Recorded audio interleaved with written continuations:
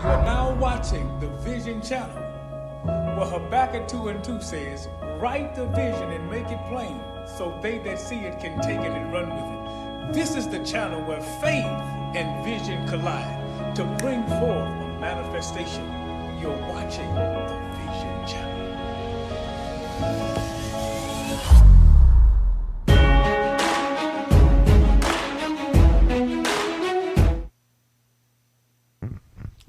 I'd like to welcome you to our broadcast tonight on Covenant Keepers.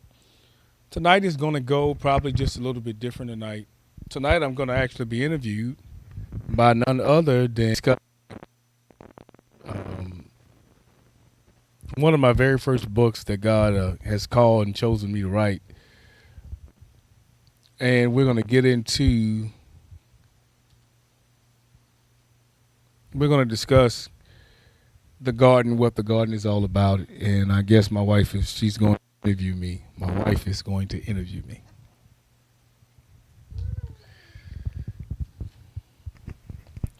So how many times have I read this book prior to its coming to Barnes & Noble, Amazon near you? I have a lot of questions, and I wrote a couple of them down, but the majority of them are not written down. But before I get to all of those, I do have one question that is very important. What was your vision, or where did you come to get the name The Garden for this book? Where did the vision come from you naming the book The Garden?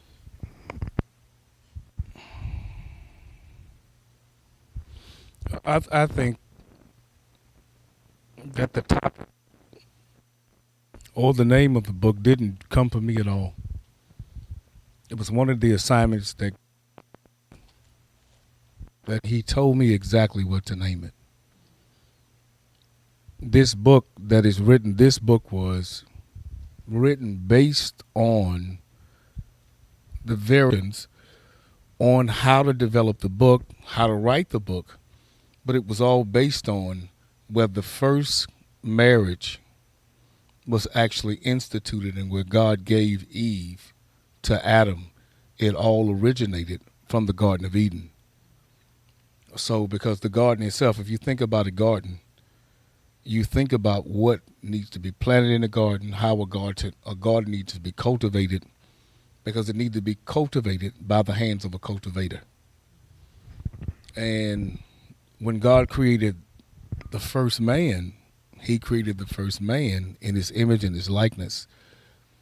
And he called the man, and he said that he could not allow it to rain because he didn't have a tiller, anyone to till the land.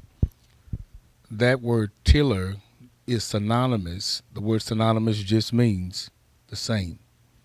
So it means the same as a husband. Tiller and husband. So God created man in his image and his likeness to go into the garden, but even though the name was tiller, it was also husband, because one of God's names, according to John chapter 15 and verse 1, Jesus makes a statement. He said, I am the true vine, but my Father is the husbandman. So God was creating Adam like he would create. Like he was a king, he was a husband. God operated in authority and dominion, and God wanted to put Adam in the garden, and that's what he did. So the book came from the book of Genesis when God put Adam in the Garden of Eden. That's where the name derived from. And every time I hear the name The Garden, I think about what's in a garden now. Mm-hmm. Like here in 2023, a garden is filled of flowers, or you can have a garden of vegetables or a garden of fruit. And every time I think about that, I think about how we are the earth that God, created us from. And from us comes fruit, and from us come flowers, meaning that we're blossoming and growing to who God has created us to be. We're blossoming from wherever He has put us in that area that He desires for us to be in. We have to bloom in that area. So whatever part of the ministry you're in, whether it's a marriage ministry or it's truly the outreach ministry to reach those who are lost, you have to bloom in that area as well. And I know the book is based on marriage, and in a marriage, you have to be a person that's willing to ever change or evolve, because two became one, and in those two become one, you have to evolve. You cannot stay the same way you were when you got married. 20 years later, you can't be that same person. You have to evolve and know who God has called you to be, and then operate in that area or that ministry. And people fail to realize that marriage is a ministry as well. And you have to teach your husband. Your husband has to teach you, so both of y'all can thrive in what God has called you to do. Mm-hmm. So that's my partake on the name, The Garden. I know it's not what the book is based on. It is No, about it's marriage. actually marriage. Marriage, being It there. is. But, that's my small take on it. So the next question that I have for you is it's a little personal. You created a foreword in the book, and you lovingly dedicated that foreword to your awesome, magnificent queen of your life, the one that gave you your last two children, the one that cultivates you and encourages you to be who you are, the man of God who you are. And she's right there by your side 24/7, pushing you, kicking you, making sure you're doing what God has called you to do. And she also feeds you. I'm waiting for her to come in.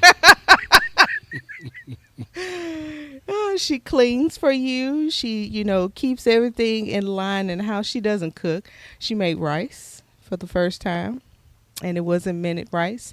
So I applaud her for that. But, this woman that you dedicate the book about, tell me why you chose to dedicate that book to me. It is me who you dedicated to. So tell me why you chose that. I've been with you a large portion of my life. And I think in writing this book, you have been with me through every challenge, every up and down, all the highs, all the lows.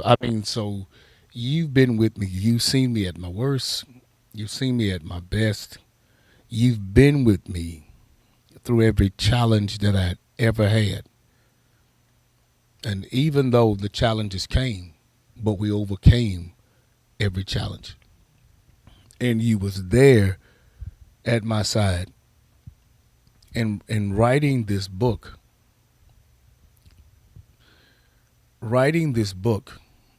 and me seeing us go through the transitions and the changes and evolving and transition, and because we were in transition, and watching us transform even in trouble. It's a very difficult thing. And also one of the challenges is that many pastors, ministries don't survive because they don't have the sufficient help that they need, especially when you become a pastor. When you're ministering to other people, it is a great, great challenge because of the responsibility and the time and the attention and the detail that you have to pay towards the ministry. And you was there through all the transitions, through all the challenges that we had, for God to utilize you there to be my support system. And I think the challenge is many people don't know the challenges that the wife have, even though it looked like the pastor may be out front. And you was the one that was praying for me behind the scenes. You were the one that was there to comfort me when challenges came. And you have always been my heartbeat. You've always been there for my heartbeat, and you've always been there for me. We have not always agreed on every subject or every topic, And just because we didn't agree, you still stayed with me. And this book was dedicated to you because marriage, you were my garden. You were the person that God allowed me. It's marriage, if when people truly understand this about marriage, and we're talking about the garden, that everything that God would give Adam, he was started off as a seed. And the seed shall produce after its own kind. So what God gave me was a seed to nurture in the garden called marriage. And so he said, be a steward over the seed that I gave you. And as life continued, and as we continued, we were planted and sown inside of this thing called marriage. And I had to govern every step, every trial, and there is a seed that oftentimes that people don't see. You don't see it. You can cultivate the ground, you can water it, but there's something called a bamboo tree. And that seed, sometimes you can develop it, you can nurture it, you can water it, but you won't see the results of that seed to 3.5 years. It takes faith to know what you planted, to be able to see it even when you can't see the results. And so because of this relationship and because of this marriage, and because we were in this thing and the challenges that we had when we first started in the marriage, 6 months into the marriage, we both lose both of our jobs. And to the marriage, it's some stories that people don't know and they don't understand.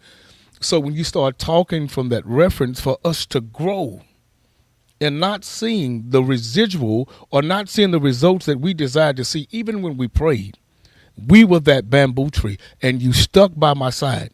You didn't uproot yourself, you planted yourself even more. You kick your heels into the dirt, which was a sign that you were planting yourself, because the seed was now maturing and the seed was now growing. And when people didn't see behind the scenes about the development of the seed, but the seed's responsibility was to change the ground that it was around. And because you and I stuck in it, stuck where God had planted us in this thing called marriage, all of a sudden it may have taken years to see the manifestation. But they say that bamboo tree grows 90 feet in the season after it matured. And people didn't get the liberty nor the opportunity to see us when we were planted when nobody saw us. But now, because there's a ministry, and now because there's books, and now because we have marriage ministry, now because we have a television network, now because we have a radio station, now because we have a clothing line, now because we have a baking company. Now, people didn't see when we were the seeds when God planted us in the garden called marriage. But now, because you have stuck with me through the thick and the thins, and now we have grown and people can see our growth. The foreword was written not to a woman, but the foreword was written from a wife. It was written to my wife that God had finally revealed unto me and gave me the ability to handle the seed, to be able to cultivate and nurture the seed. And you did it vice versa with me. God trusted us with us, but trusted us with him when he gave us. And because of that, you have been with me, and we have made it through every storm, every wind, every attack. We have made it through the challenges, through the highs, through the lows. So to put you in the forward, it would be devastating for me not to put somebody that helped develop me in the forward. As you were talking about that, I just thought about our relationship, and in our relationship, how you are to me 4 different people through the stages of our relationship. We were partners in ministry. Mm-hmm. We became best friends. Mm-hmm. We became husband and wife. Mm-hmm. And then you became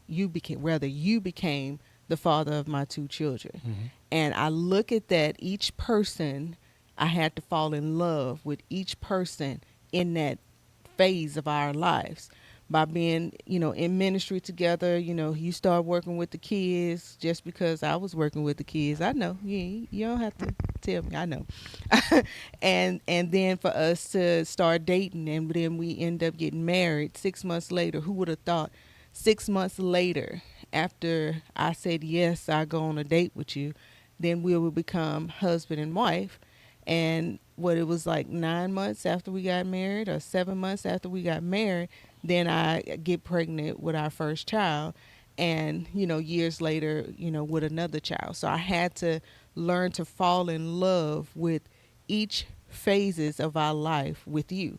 And it was only God that gave me the ability to do that, because I could have aborted that just at the phase of us being in ministry together. I could have said, "Oh yeah, that's Brother Greer, we cool."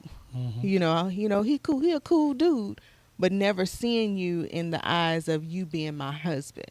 And I thank God for that, giving me the ability to see you at each stage, and then at each stage I continuously fall in love with you in that stage. Now, do I say I like you? Sometimes I don't like you, which is the God's honest truth. We're gonna tell the truth right here. Yeah, we do. But I still loved you, Hmm. and I'm sure the same way. That, those times they're like, I don't like you because of whatever, but I know I still love you. So I thank you for that. I think one of the challenges when people are in marriage, we bring these facades into the eyes and the ears of people as if we're not going to have complications in relationships. And there's going to be days, again, that we may not agree with conversations or actions or patterns of behaviors. There may be, but that's the purpose of a tiller. That's the purpose of a tiller, because that thing could be a weed. So how do you pluck up the weed when you become a tiller? And it takes skills to be able to see the tares from the wheat. And you have to be strong enough to be able to spot the tear, because the tear can choke out the wheat. It is the responsibility of one of the tillers. And one of the tillers is, even though that I am the husband, or I am what God considers to be the head, even the head must at some point bow. Even the head must at some point be quiet, because this is one of the responsibilities in order to till. Just because I am the head, I cannot tear down what I consider to be the neck. It's part of the responsibilities of learning to cultivate your garden, because God planted him in the garden as a tiller, to have dominion, to have power, to have authority over the dominion over things, elements, things that were planted in the earth. But God never gave me dominion over the woman. And it's not about, and I think some people in relationships, because they utilize the title as the head, they think about dominance because they don't understand dominion.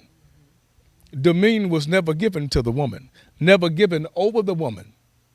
So it's not about the dominion. The dominion is over your environment.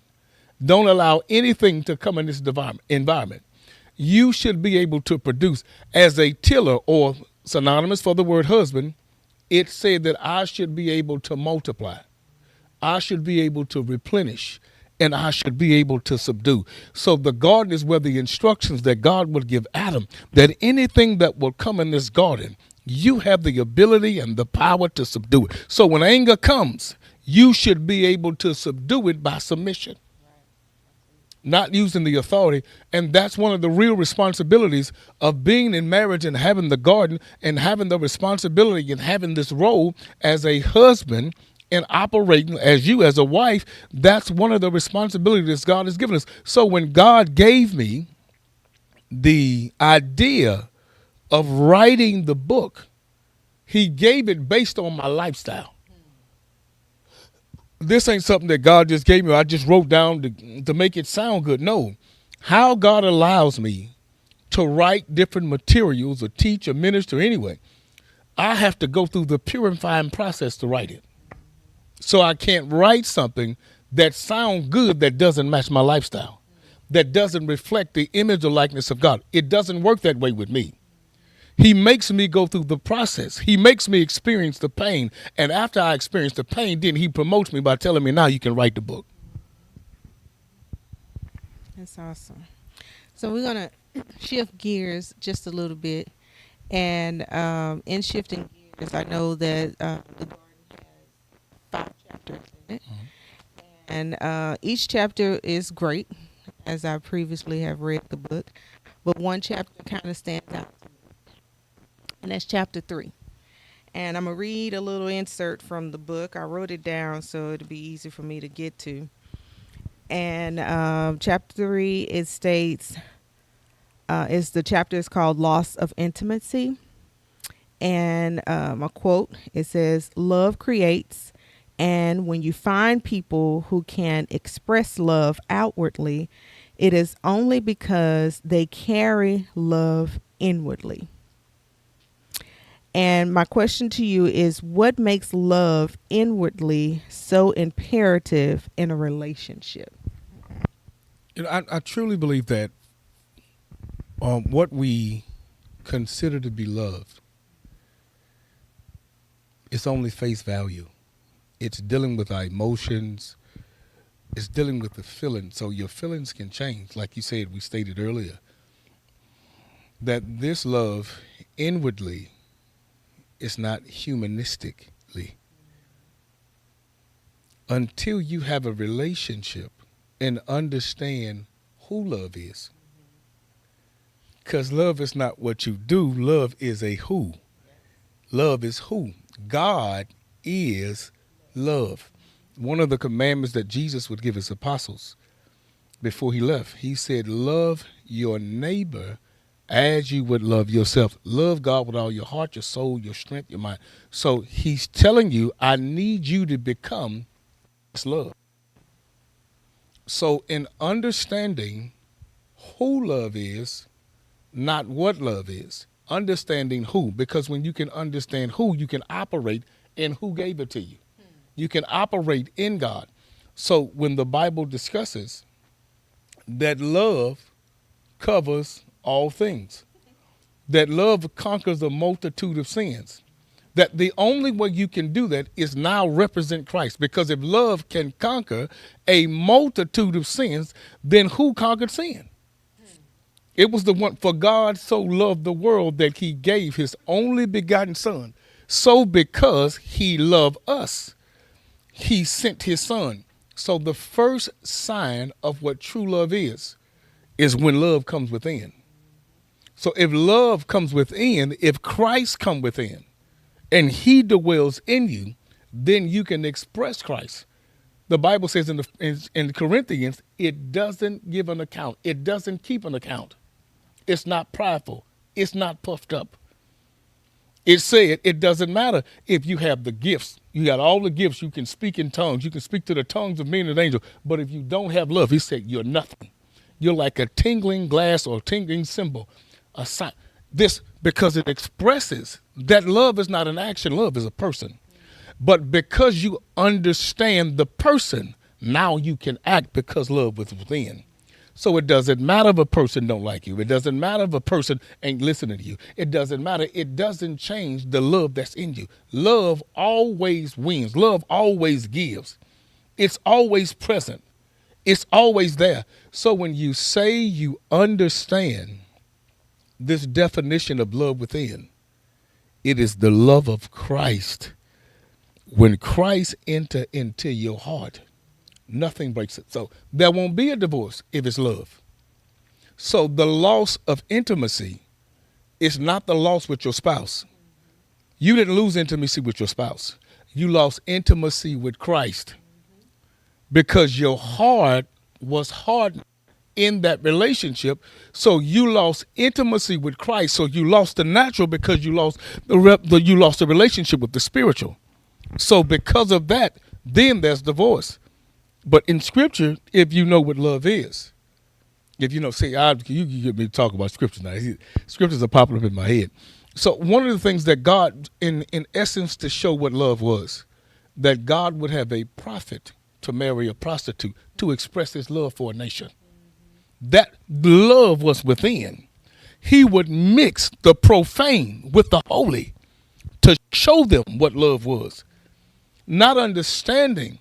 So when God looks at an individual and he would tell him to go and buy her back, go and buy the love that he had. But the love that this prophet had was more than the money that he carried.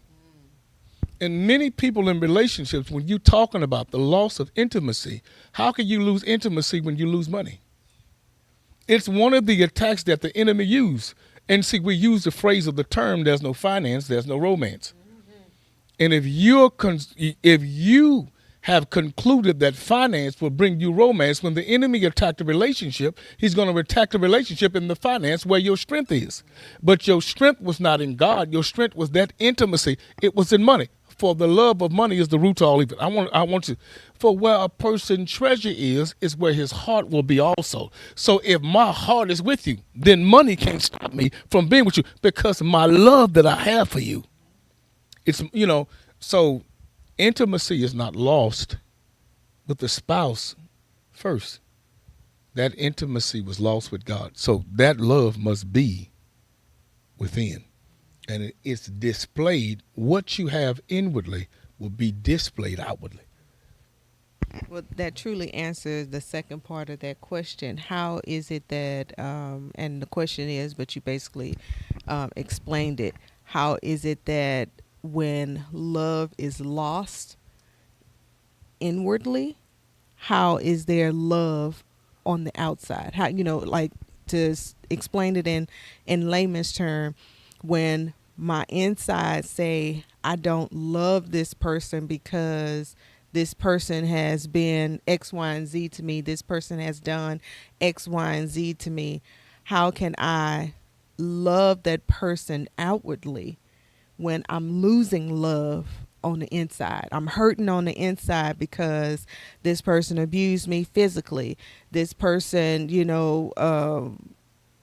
is a roundaway person. This person, killed somebody. I don't know what it is. Whatever that issue is that you have with that individual that's your spouse, what is it that's lost, on the inside, and then how is it on the outside? How can I display that on the outside, then gain it back on the inside? The words you used, I think you used lost. Lost. Lost. I'll say it from this place. Being lost is just like you driving through a city that you don't know, a part of town that you don't know. Many times we would use what we consider our technology, the GPS system. So if we'll use GPS to find our way, to get back to where we are familiar with, back to where we consider to be home, if we're on unfamiliar territory. And oftentimes in relationships, we come in unfamiliar territory, but we don't use our technology. We don't use our GPS. We use GPS for everything, but when it comes to God, we don't use the GPS system. The GPS in God is God's positioning spirit. We don't use the Holy Spirit when we feel lost. So because of that, it's because of that we get out of tune with who can lead us back. Watch this. When we was in school, when people were honest,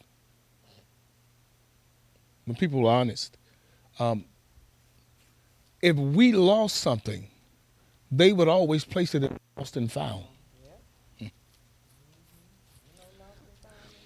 And we would have to go back and identify what it is that we lost, the product, what we lost, and we were able to retrieve it.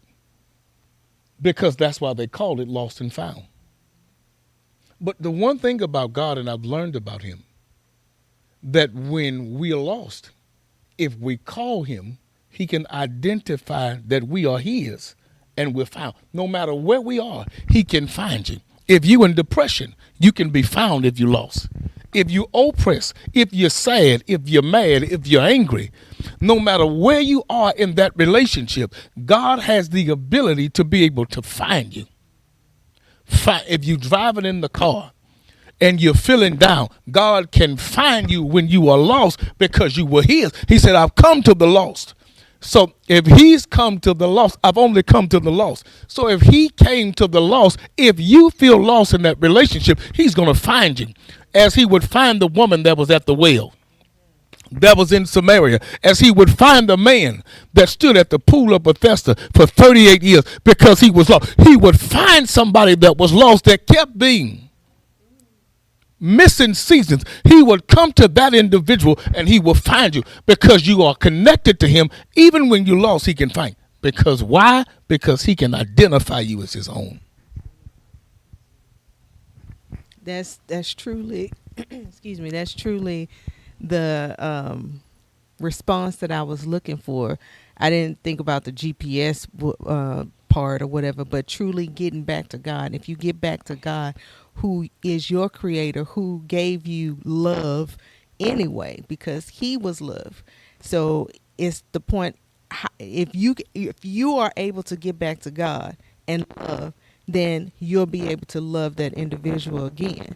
Now, I'm not saying if you've been abused Yeah. and being beaten and whatever, We're not then talking about that. That's yeah, different. that's totally different. If you choose to walk away,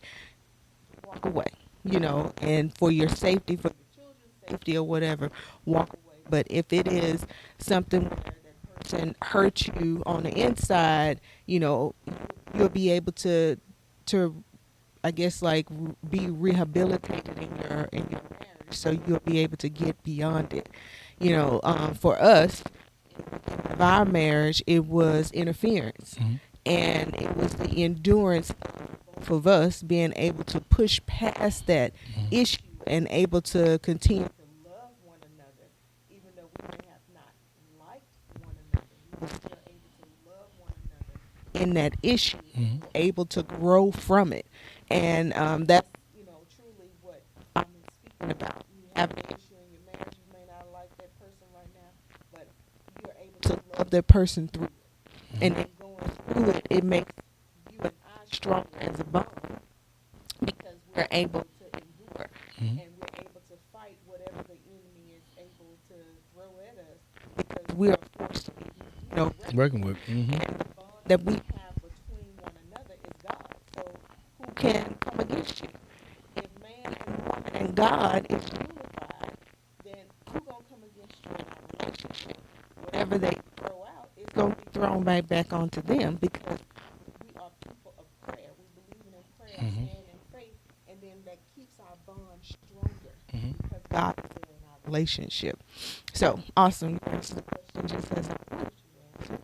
And to say that the next chapter is chapter 4, and that chapter is the inconsistency of man. And this one's kind of long, so I saved the page where it was, and I want to read something that you have here. It says, to understand the word inconsistent, you must first look at the word or the act of being consistent. In the beginning, before there were time, God had a desire, and he created a man to rule and reign on the earth. Adam was flawless, perfect, and upright in all his ways. There were no spots or blemishes in his DNA. Adam and Eve was pure before they became contaminated by sin. So what I want to rest, and that was quote, I quoted that directly out of the book. Where I want to rest my hat is there were no spots or blemishes in his DNA. And I think about it every time, and when I read that, I was like, oh, okay, I got it. So what makes man have spots in their DNA? What causes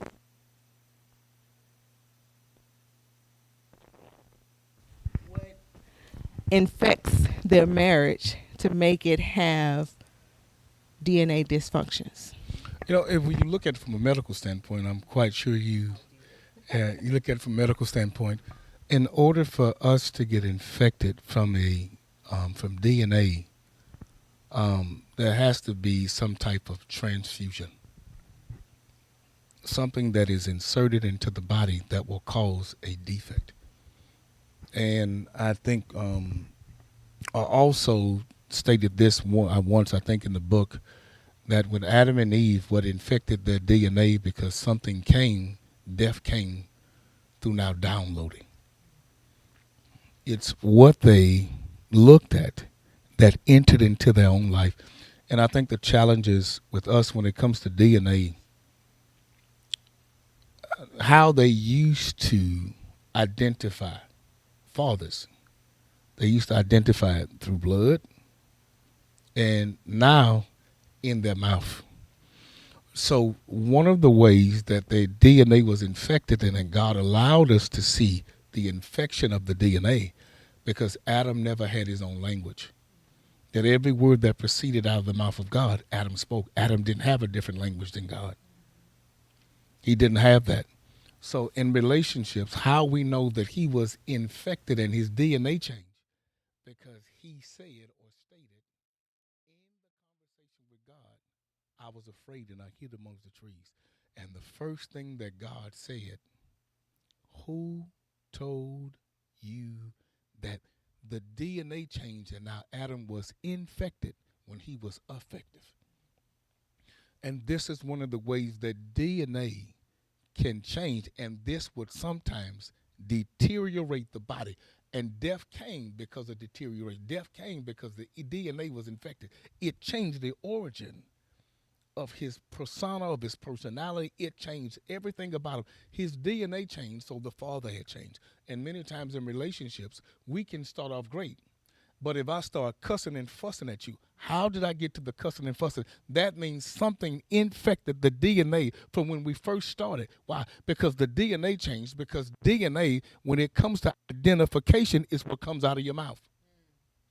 The Bible said, according to Proverbs chapter 18, and I think it's in verse 21, it says, death and life is in the power of the tongue, and they that love it shall eat the fruit thereof. So, because of the DNA, what comes out of your mouth shows if you are still connected or infected.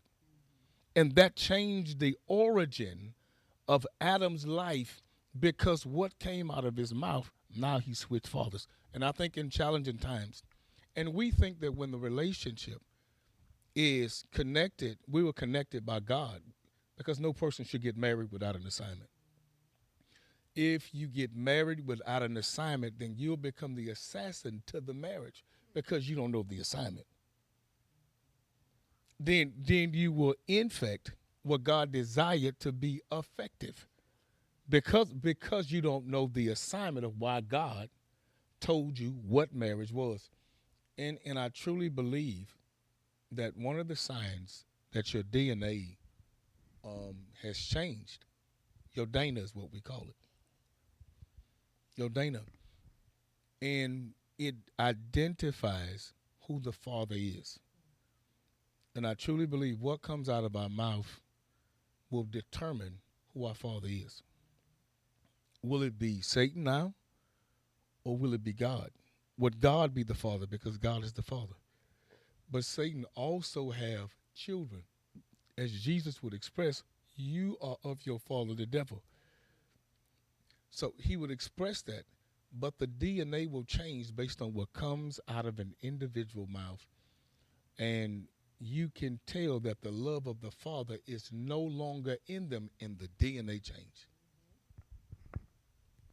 To add to that, I thought about when I was looking at it about the DNA, that sometimes that DNA can be passed down and become generational. Mm-hmm. So if grandma and grandpa had issues in their marriage and they have spots, as the book says, spots in their relationship to where, they had it could be financial, it could be, you know, issues in the marriage, which are, spiritual Mm-hmm. issues or physical issues or whatever the issues, infidelity, then that can be passed down to the son, if they had a son, and the son and his, and then those issues can be passed down to the grandchildren and the great grandchildren, and the mindset goes all the way back, to the great grandparents if that generational curse is not broken. Mm-hmm. So we can look at our parents. Both of our parents were divorced, Mm-hmm. and we look at how Both our mothers were single mothers, Mm-hmm. raising children. Mm-hmm. Your mother was raising an army, Mm-hmm. and my mom was raising a platoon. Mm-hmm. So it's like multiple children that our mothers were raising, Mm-hmm. and that could have fell on us. You could have been a single father with your children. I Mm-hmm. could have been a single mother. But we choose to break that Mm-hmm. generational curse by letting the devil know that that's not what we're going to stand for. Mm-hmm. Regardless of what you throw at us, we going to make sure it's a boomerang that come right back at you Mm-hmm. and your children. Mm-hmm. So, and whatever the issue that we have, we understand that divorce is not an option. Mm-hmm. I'm not physically abusive to you. You're not physically abusive to me. So we know that part would not be an issue. There's no issue with infidelity because I'm not the woman of God that's going to be the woman of God at church and then the hoe on the street, that type of thing, and vice The garden versa. too. The garden too. I say what it is, Okay. the whore. The So garden too. I Okay. would not be the great whore Okay. That sits on the that beast. sits on the Okay. piece. No, We'll, sir. we'll use scriptures. Yeah. Okay. I help you out. So we're not gonna allow those generational curses from our parents and grandparents, those issues that they may have had. We have to make sure our DNA is pure. So our children, when they get to the age of being married, they'll know what a role model is, and that generational curse was broken with us, so our children and our children's children and for the generations till our father comes back home, we know that our children and our great grandchildren and things like that will be intact because we're instilling it now into our DNA. Mm-hmm. Just as scientists said, they watch the sperm meets the egg, and then once the egg and the sperm meets, there became light. Mm-hmm. So how is it that light comes into an egg? Light comes because the Father was there. Mm-hmm. And who is the light? Christ is Christ. the light. So Mm-hmm. Christ became, unified with that sperm and that egg. And that's how we have to be, because we are the light. Christ resides in us. The Holy Spirit resides in us. So we have to be the light for our DNA. We have to make sure that light shine for our children, our children's children, and be that role model, because our DNA is infected. And it's infected with the Holy Spirit. Mm-hmm. And we pass that infection down to our children, our children's children. And I consistently think about that when I was reading it. And I kept saying DNA, DNA, DNA. And then I thought about Dana, as you stated with Dana. That's why I laughed. But then in that, God was showing me and giving me more revelation on it, so we know how we have to be as true role models for our children, and then keep going. And if we don't keep going and breaking those generational curses from your father and your mother and my father and my mother, and we, making sure we're breaking it to make sure our children understand as well. And I know several people who are married rather, and they have issues in their marriage, and they don't know how to overcome those issues, or they have been divorced Mm-hmm. and they are afraid to be married again because of the baggage of their previous marriage. And it's like, how do I get through the wilderness in order to get to the garden?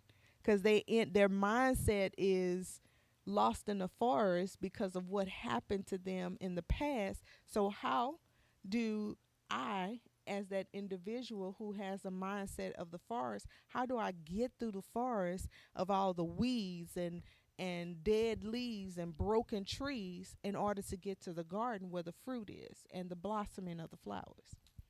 I think, and I think that people think the wilderness. They desire the garden, but don't want to go through the wilderness. But God would give them, the children of Israel, a path.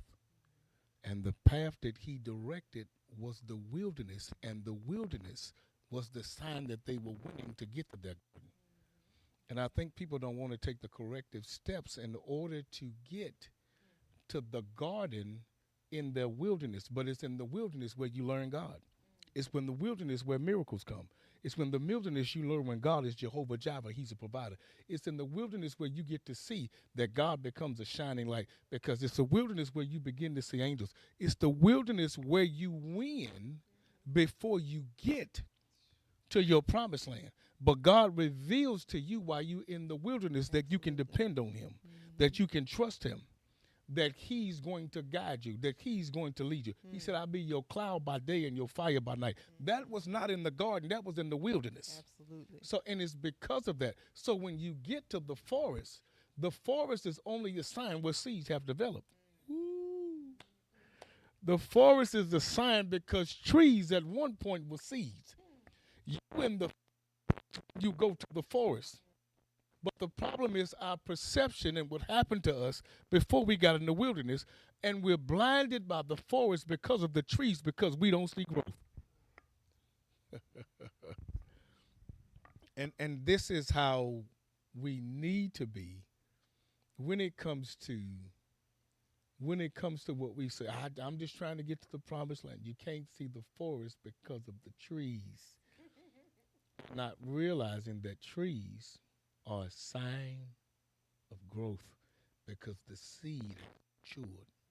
As a matter of fact, the Bible considers us or calls us trees. And you shall know the fruit it bear. So that means that we have the potential as seeds to become trees to develop fruit. And oftentimes we are in our own way, and we're the tree with our own fruit. We don't understand that we have been planted, we have been rooted, we have been grounded.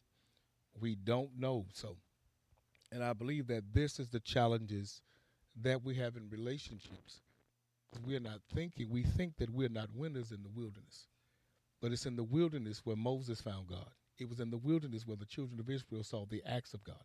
It was in the wilderness that they were winning. It was in the wilderness where they learned how to build the Ark of the Covenant. It was in the wilderness where God gave them commandments. It was in the wilderness that God fed them manna. It was in the wilderness where God brought water out of a rock. It was in those hard places in the wilderness where God manifested Himself.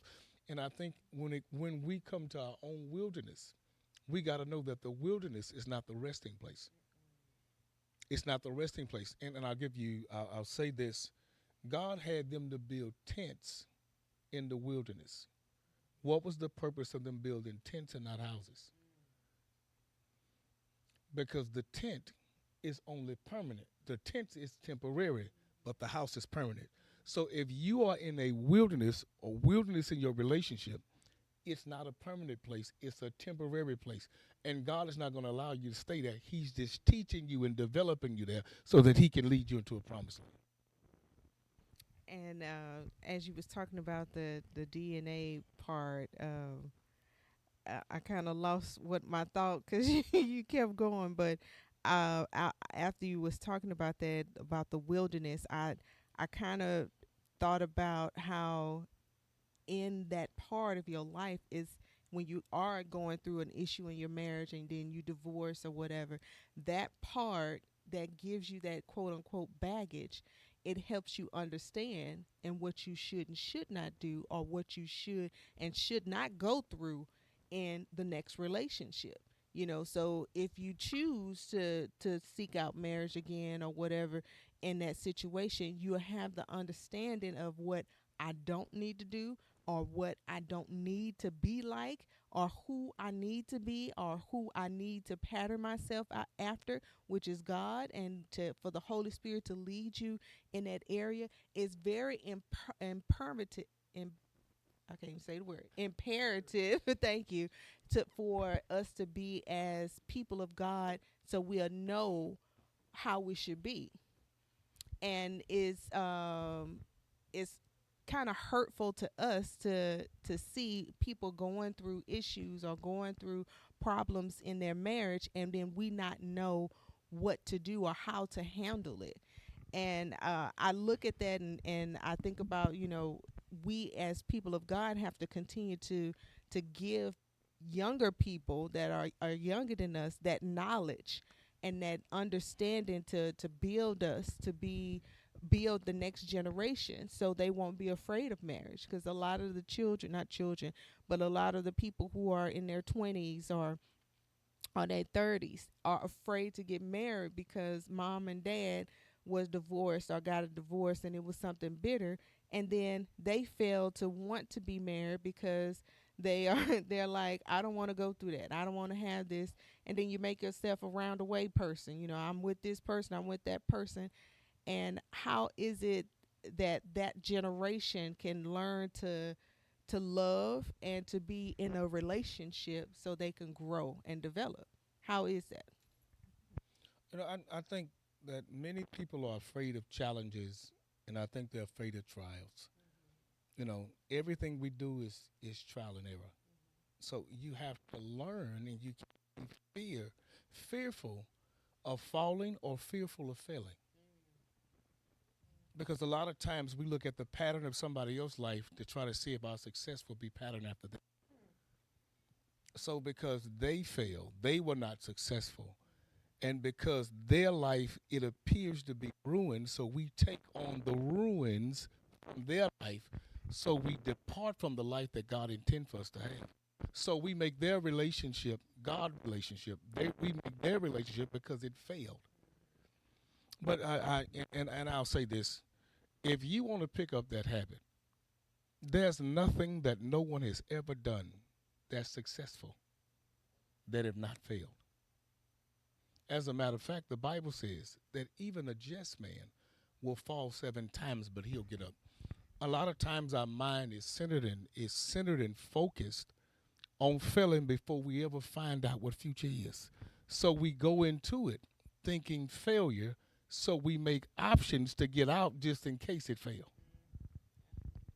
And that has become one of the challenges that we have, because we see something that was not successful. We think that the person is not successful. But success is that person got past the failure so they can go back into success. And we can't always look at it from other people's standpoint and other people's failing. We don't know why that it failed. And with us, there is no failing in us. If the love of Christ is in us, then there shouldn't be failing within us. We are the success that other people need. So when you were talking about us, how many people have watched us to see if we were going to fail? People that fail was watching us to see if we were going to fail. But it's great that God would use us as the role models of success. When life failed us, we still succeeded.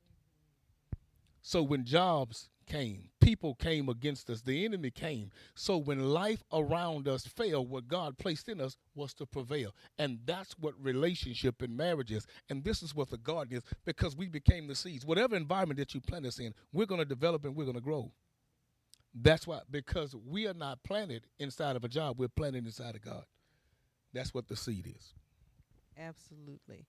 Um, Before we're done, now unless you have anything else you want to say, one last thing that I want to emphasize about the garden is how in relationships we have to be that rose that blooms.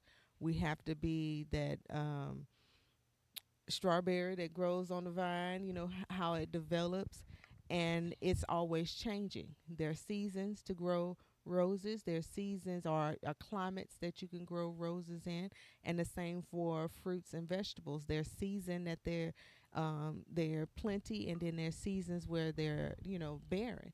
And in a relationship, people have to understand that it's the same way. There's highs and lows in your relationship, but guess what? If you stay connected, that vine stay connected, and then you have a little water when it comes spring, guess what? The water is the Holy Spirit shining and raining on us or whatever. And then guess what? It blossoms again.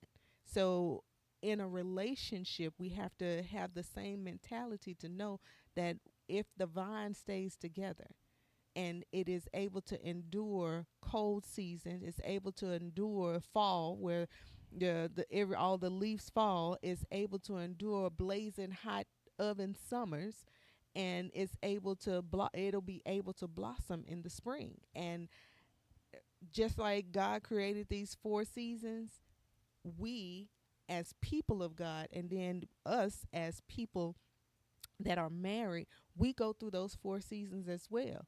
The 4 seasons may not be every 3 months, but it may be every 3 to 4 years. Something is changing. Mm-hmm. And then here, year 5, there's something.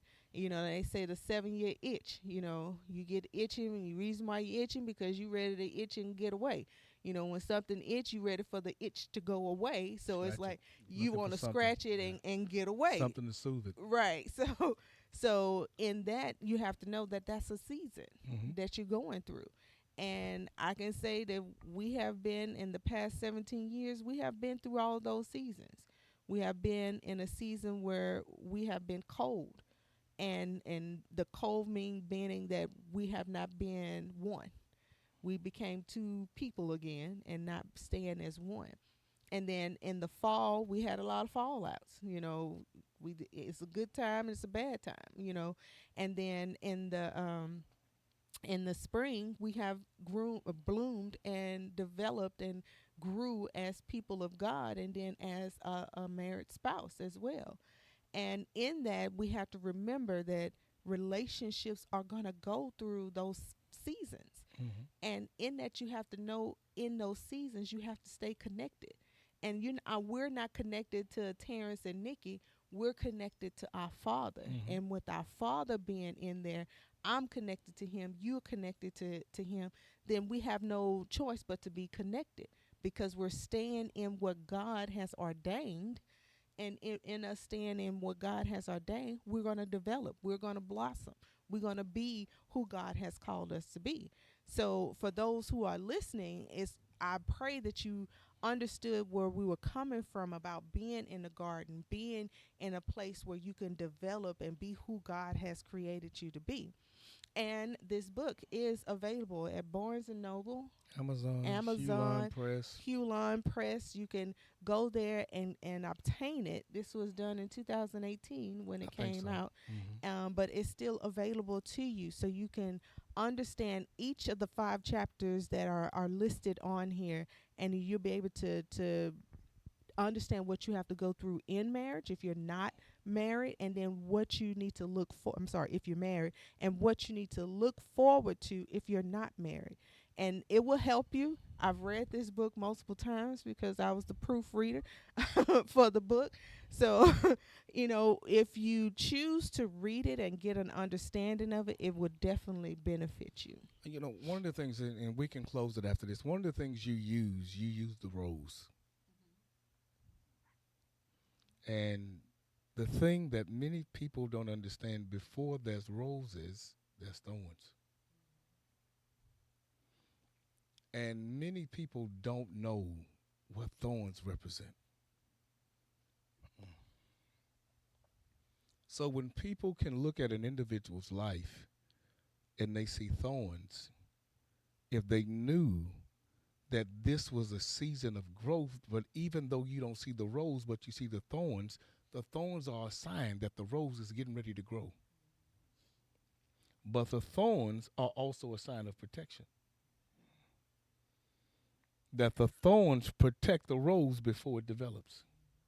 And some people that are trying to crush the rose before it develops get pricked by the thorns. That thorn is a sign of protection, and I truly believe that in seasons that God will keep Satan out while you are developing with thorns. As Christ, and so let me say this, and I'm trying not to go here. The first sign of a curse was a thorn. Adam, thorns and thistles will grow because the DNA has changed. So it would be befitting that they would use thorns with Christ, and he was the rose. So Christ was the rose, and Christ would come back to remove the curse that Adam had left in the land from the first garden. So oftentimes when it comes to our relationships, we don't know why the thorns are there, but we are the sign that even though the curse may come from the thorn, we are signed to change the curse because we can have that the enemy will try to bring our way. They tried to curse him but didn't realize the thorns was only assigned to reverse the curse. So if you have thorns in your bloodline that where people had divorces, then you are the sign that if the thorns hit you, then it's going to reverse because of you. The curse is going to reverse because of you, and everything will start new because of you, because you are the blossoming rose.